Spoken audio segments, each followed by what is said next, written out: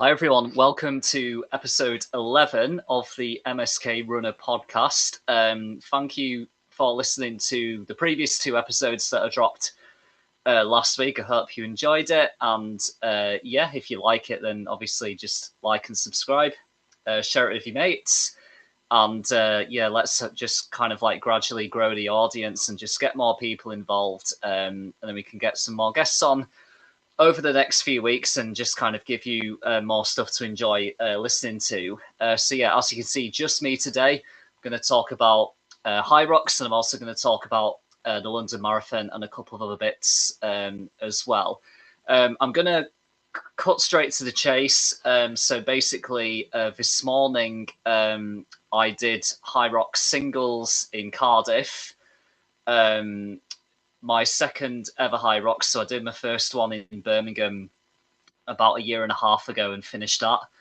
Today I did Cardiff, and to cut a long story short, I DNF'd, which is not ideal, but kind of not unexpected either. Yeah, difficult one really, because so I finished Rome Marathon at the end of March, and prior to that, I kind of a bit stupidly really decided to sign up to a HYROX singles in Cardiff, which was 5 weeks after Rome. So to give myself only 5 weeks to train for a HYROX, which is completely different type of fitness and different type of training for long distance running. Yeah, it wasn't the smartest decision that I've ever made. But nevertheless, kind of like the first sort of 2 or 3 weeks of the training block, it went really well. You know, got some really good sessions in and kind of like got used to it again. But then pretty much like just under 2 weeks ago, I kind of got dealt a little bit of a hammer blow. So basically, like, I have asthma and I've had it for as long as I remember. And, you know, 98% of the time, all year round, it doesn't bother me. It doesn't really affect me. And I can pretty much like get on with my business, you know, unscathed. But for some reason, just shy of 2 weeks ago, my asthma just got like really, really bad. To the point where even like walking from the living room to the kitchen to get a drink, would cause me to like be really out of breath. And it kind of feels like your lungs have shrunk to the size of a pea, or it feels like someone's like suffocating you with a pillow. It does really get that bad. So yeah, kind of like the last 2 weeks of the training block, I tried to keep as active as possible, but I couldn't train anywhere near the intensity required to like prepare for a HYROX. I still did like little bits, but nowhere near as intense as what I ideally would have wanted to do. There was even a day where I did like a 5-minute warm up on the rower and then like 5 minutes on the ski erg, like not even pushing myself, and I was just absolutely fucked basically. So probably, so it's Friday as I'm recording this, probably since about sort of Tuesday afternoon onwards, like my breathing has felt like completely normal. But then obviously like it's less than a week to go until the HYROX itself. So it's kind of like a taper week. And I did do a couple of sessions, but there was no point in kind of like pushing really hard because I didn't want to like overexert or burn too much energy and use it up before the HYROX. I wanted to conserve as much energy as possible, basically. And, between Tuesday afternoon just gone and, Friday this morning, wasn't ever going to get any fitter. So it's kind of a case of tapering and ticking over. But yeah, it really did get to the point, especially on, like last Sunday and Monday, where I didn't even know if I was going to even bother driving down to Cardiff, let alone finish it, because because my breathing was like really, really bad, and really struggled. kind of like mentally, I really, really wanted to do it, and I was really determined to get there. But kind of like, yeah, it was just a question of like whether my body would let me or not. But anyway, like yesterday morning, so like Thursday morning, I drove down to Cardiff, checked into my hotel, did a 5K like taper run around the Cardiff Bay area, which is actually really nice, and it was a really hot day as well, actually. But yeah, I felt really good, to be honest with you. Like last night, basically just like ate a load of pasta, carb loaded as you normally would, and then I just like stuck a film on my laptop. The Hangover, if you must know, which my sister won't be surprised about in the slightest. Yeah, just something that was like an easy watch, make me laugh, and then yeah, had a really good night's sleep.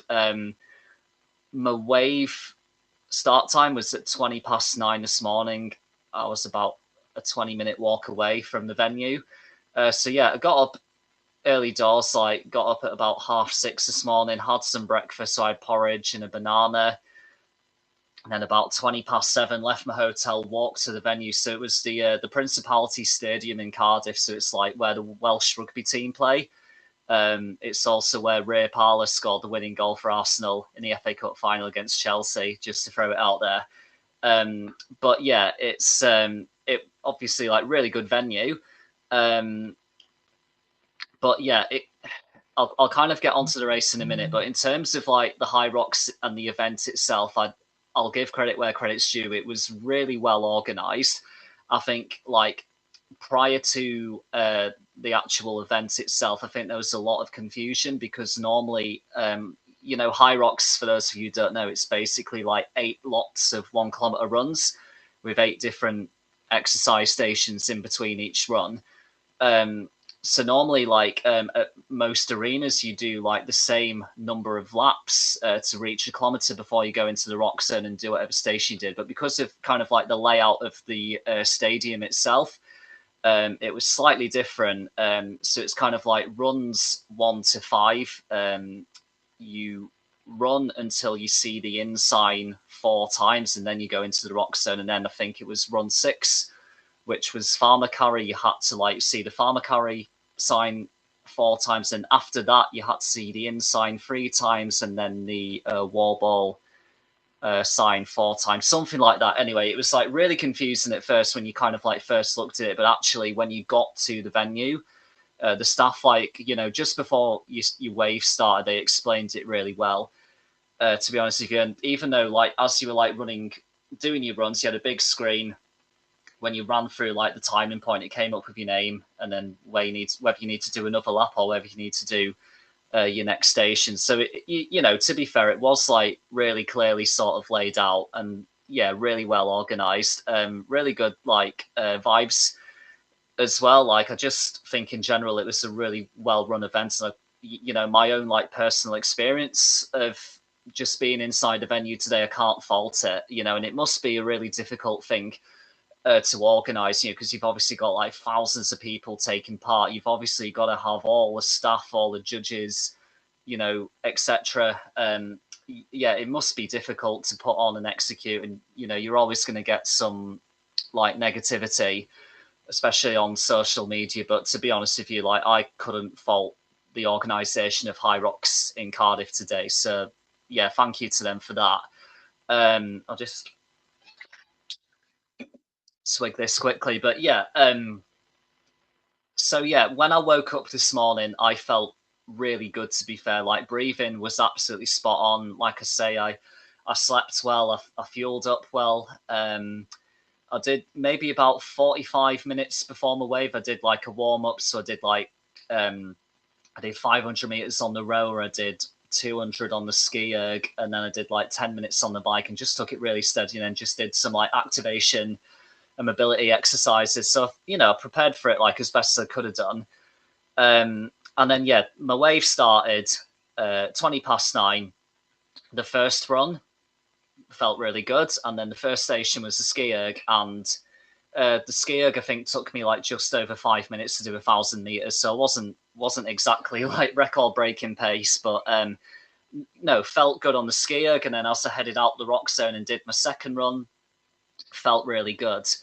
and then the second station was the sled push, and I did it. But so I'm kind of backtracking a little bit here. So earlier on in the week, it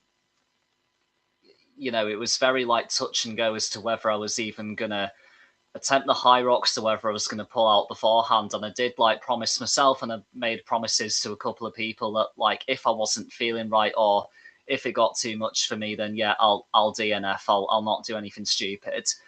So yeah, fast forward again. So I did the sled push, managed to do it, but it was really hard. And basically, like once you'd done the sled push, you then had to like run back through the rock zone and then resume your third run. But yeah, basically, as soon as I finished the sled push, like my legs just had like absolutely nothing left.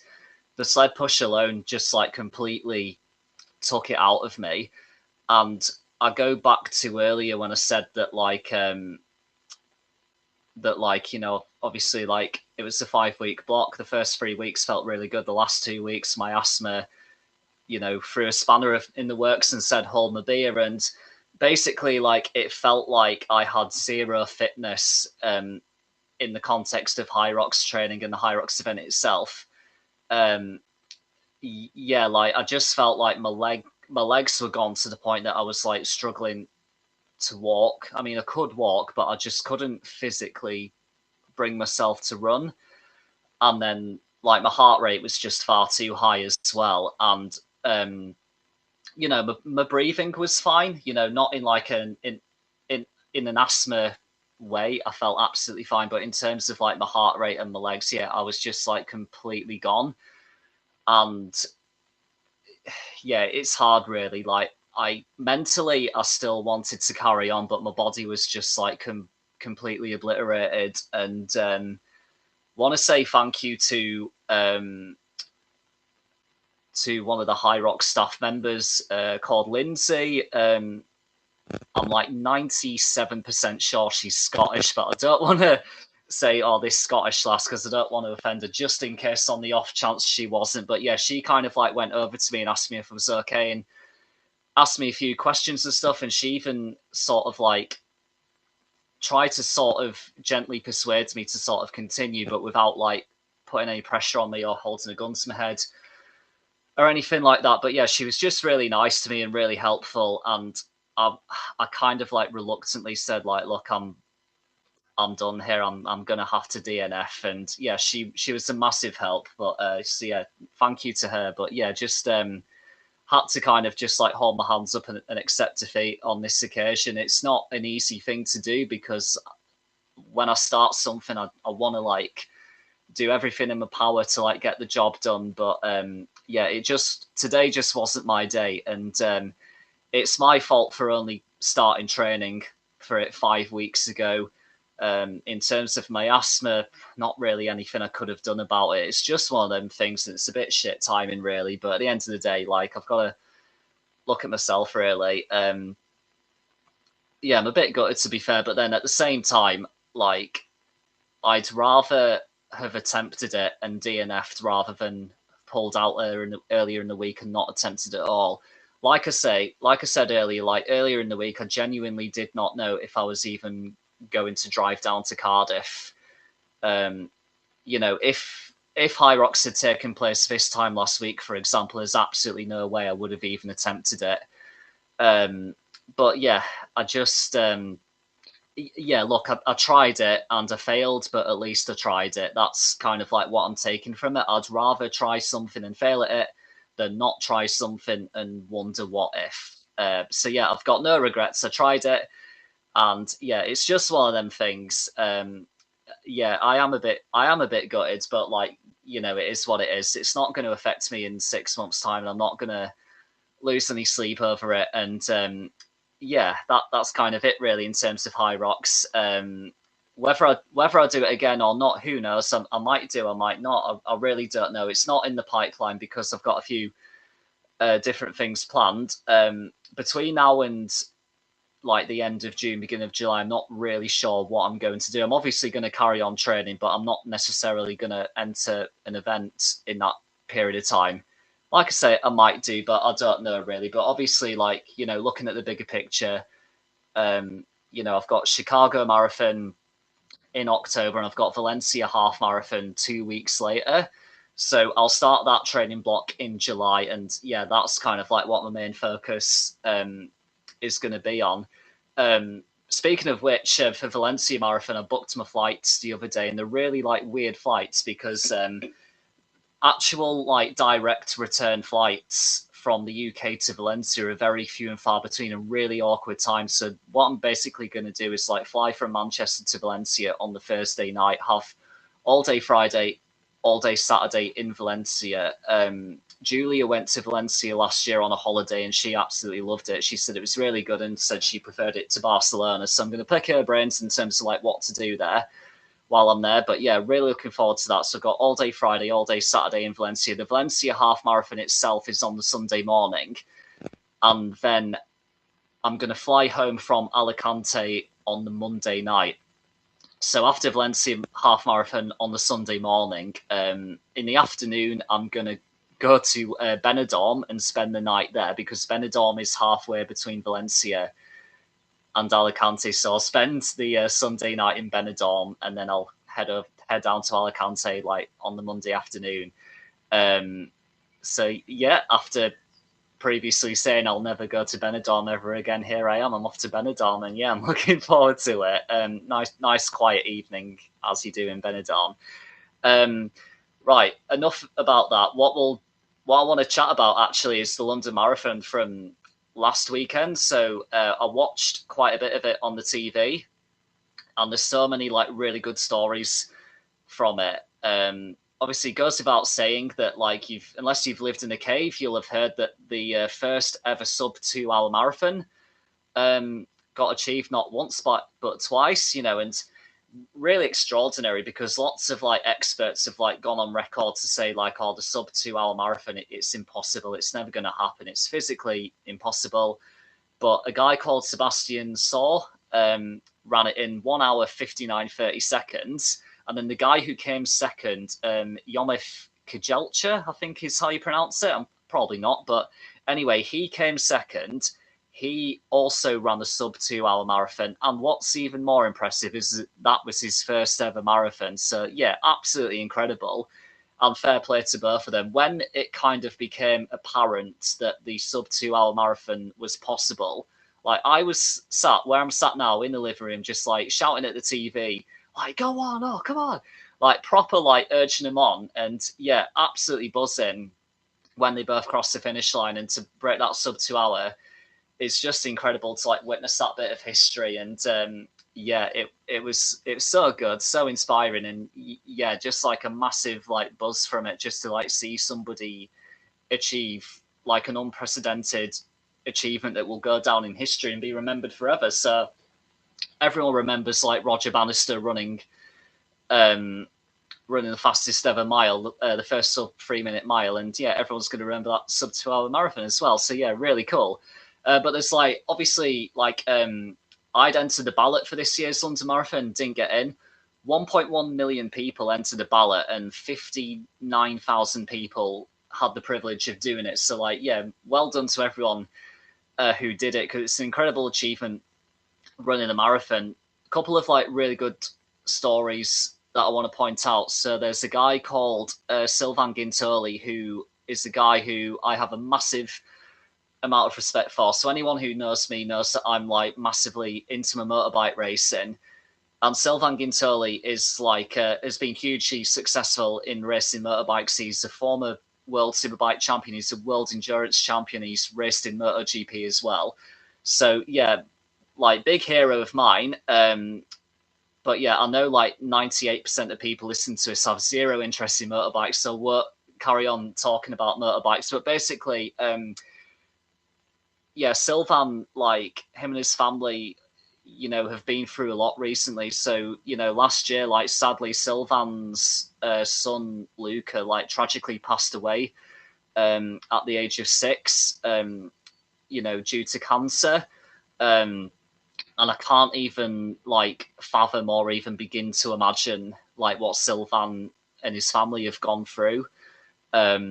but Sylvan and his two daughters both ran the London Marathon last week, so they did it for a charity called PASIC, which is basically like a cancer support charity. And so Sylvan Guintoli, he ran the London Marathon wearing a full set of motorbike levers, and he had like a Sonic the Hedgehog printed on the back of his levers because that was like Luca's favorite cartoon character.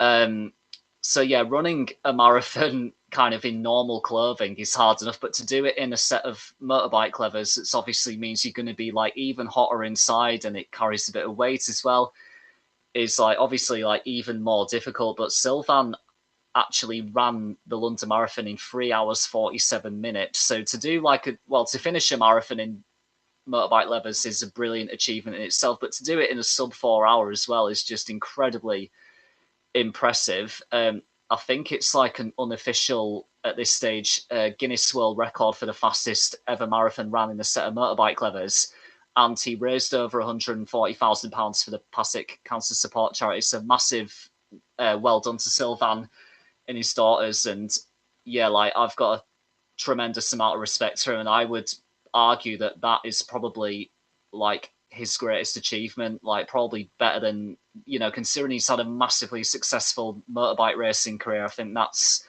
kind of outweighs that to a certain extent. There's another guy called Jordan Adams. You might have seen it. He ran the London Marathon with a fridge attached to his back, and this was like a really really inspiring story. So basically, like you know, Jordan's mum sadly passed away with FTD, which is like a form of dementia, and it's like passed on genetically, and that means that like unfortunately he's probably gonna get it as well, like whenever he's in his 40s.